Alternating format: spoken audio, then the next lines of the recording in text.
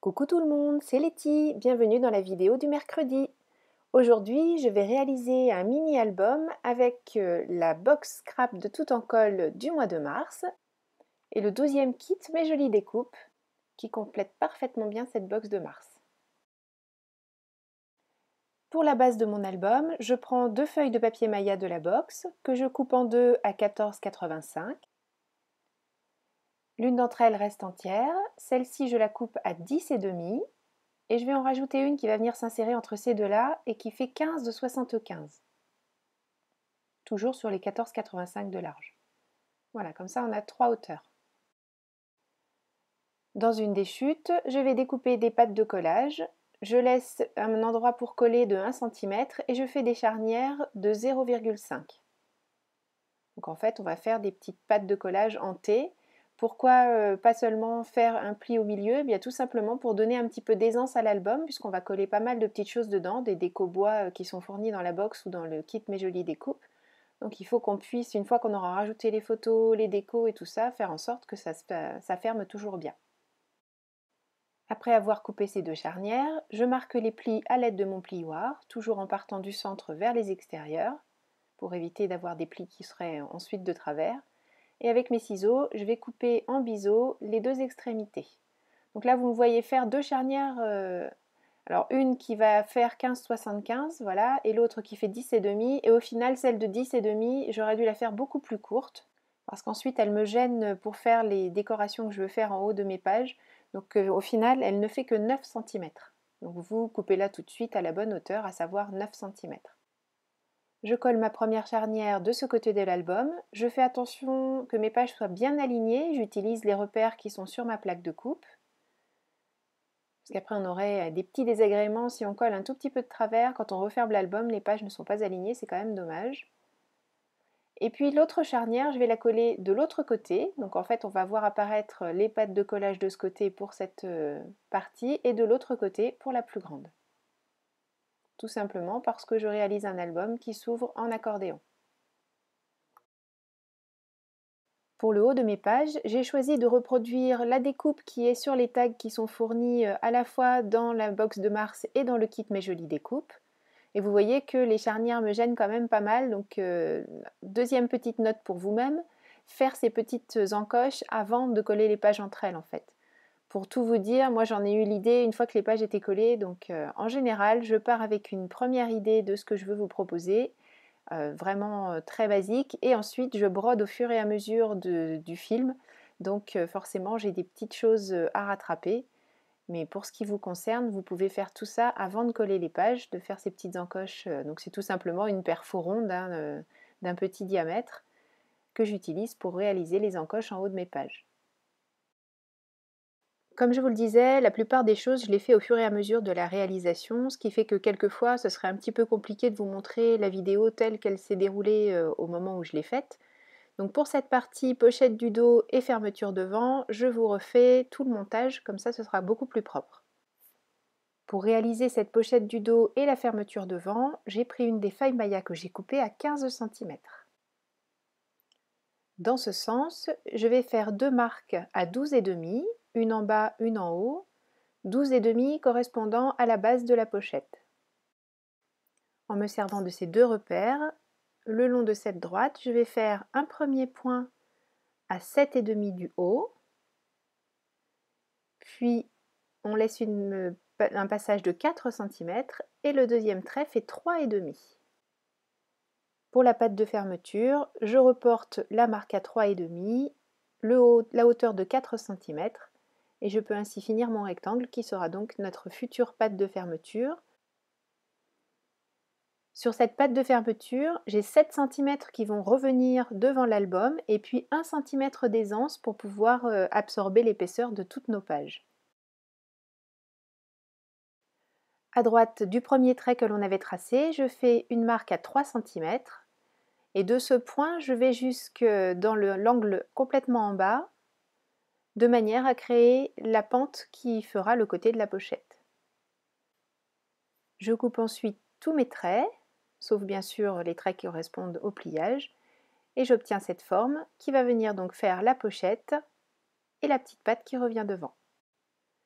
Pour la deuxième partie de la pâte de fermeture, j'ai pris un rectangle qui fait 12,3. Alors c'est une mesure qui peut paraître un peu particulière, mais j'ai 1 cm de pâte de collage, 0,8 d'aisance et 10,5 pour venir sur le devant pour bien s'intégrer à ma pochette, et la hauteur est bien sûr de 4 cm pour être la même que celle de l'autre pâte. Cette pâte de fermeture, je vais elle aussi arrondir les petits angles, enfin au contraire manger des petits angles en arrondi avec ma perfo. Je vais ensuite mettre en place les aimants pour faire en sorte que tout reste fermé. J'utilise pour ça des points de colle. J'ai laissé mes deux aimants l'un sur l'autre. Je mets 2 petits points de colle sous chacun des aimants, enfin d'abord sous un des aimants. Je le mets en place en appuyant bien fort une fois qu'on est bien au bon endroit. Ensuite, sur celui qui est resté collé à son petit copain, je colle également 2 points de colle style glue dot. Je ferme. Là, je vais remettre une petite épaisseur en dessous, tout simplement pour que mon aimant soit bien en place une fois que j'aurai toutes mes épaisseurs dans mon album. Et à nouveau, j'appuie bien fort et ils restent chacun à leur place. Et ils sont parfaitement en face l'un de l'autre. Et je suis sûre d'avoir respecté les polarités aussi. Et ensuite, je passe à l'habillage de mon album. Alors, je vous montre juste pour le premier. Je prends tout simplement mes repères comme je le fais un petit peu en carterie. Je coupe avec mon massicot. Et pour pouvoir reprendre le motif des petites encoches en haut de chacune des pages, bien tout simplement, je fais exactement les mêmes encoches sur mon papier. Et comme j'ai choisi que mon rectangle soit un peu plus petit que celui qu'il va venir habiller, tout se passe bien, si ce n'est que là sur la gauche, je vais reprendre un petit peu ma perfo puisque j'ai pas tout à fait bien centré mon angle. Et du coup, voilà, c'est parfait. Je n'ai plus qu'à ancrer les bords avec de la Distress. J'ai choisi la Hickory Smoke en Distress classique. Et bien sûr, j'encre tous mes papiers avant de les coller en place pour que ce soit plus joli. J'aurais pu choisir d'ancrer le papier Maya, mais j'ai préféré laisser le Maya dans la couleur d'origine et ancrer tous les côtés de mes papiers. J'ai choisi aussi d'ajouter une autre pochette sous celle en angle que l'on a réalisée tout à l'heure.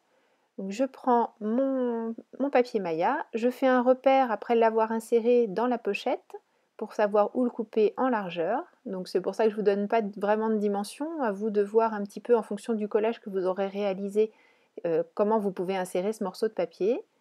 Je règle ensuite la hauteur, pareil à la vue, on est à peu près à la même hauteur que la première pochette, donc on doit être à 10,5. Je vais arrondir l'angle extérieur en haut à droite. Et ensuite, coller en place cette pochette uniquement sur son côté droit et sur un petit peu du bas. Je n'ai pas besoin de le coller beaucoup plus. Et je mets en place et on se retrouve tout de suite pour une visite une fois la déco terminée. Alors, on va commencer la petite visite. J'ai mis 2 mots en bois que j'ai passés dans la Versamark et sur lesquels j'ai versé de la poudre à embosser dorée à paillettes. C'est d'une poudre Wow. J'ai fait la même chose pour le papillon plein et pour le papillon évidé. Pour le titre de l'album, Week-end Topissime, je les ai mis un sur l'ouverture mobile et un qui reste sur la pochette, ce qui fait que quand on ouvre, on découvre le mot Topissime qui reste en déco sur cette première page. J'ai utilisé le pochoir de la box pour habiller l'intérieur de ma fermeture. Quand on ouvre la première page, on a ici une pochette avec le mot romantique. Ici, une autre pochette dans laquelle j'ai glissé 2 des tags qui sont fournis dans la box. Je les ai ancrés avec l'encre Distress Hickory Smoke et j'ai utilisé le pochoir à nouveau et j'ai rajouté des petits restes de ruban gris que j'avais. Quand on ouvre ici, à nouveau une pochette toute simple pour éviter qu'il y ait trop de papier à motif. J'ai utilisé du papier Maya et puis le pochoir. Et à nouveau, 2 tags cette fois-ci du kit Mes Jolies Découpes. Alors j'ai fait en sorte chaque fois de ne pas utiliser, là par exemple, je n'ai pas laissé la page avec les papillons entières bien sûr. J'en ai coupé une partie. Alors ça se voit pas du tout, sauf quand on vient fouiller un petit peu à l'intérieur, mais franchement ça ne se voit pas.